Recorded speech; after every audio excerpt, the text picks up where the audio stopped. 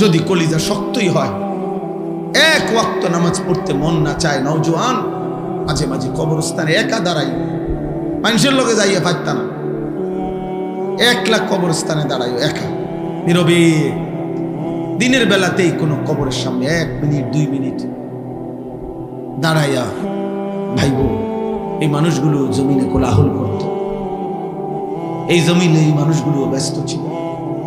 আজ পৃথিবী ঠিকই আছে, ওরা আর নাই।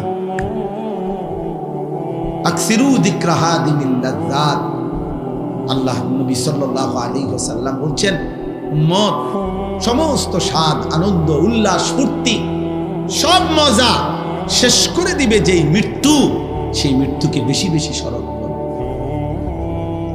সব সব ঠান্ডা করে দিবে, সব স্তব্ধ করে দিবে, সব স্তব্ধ।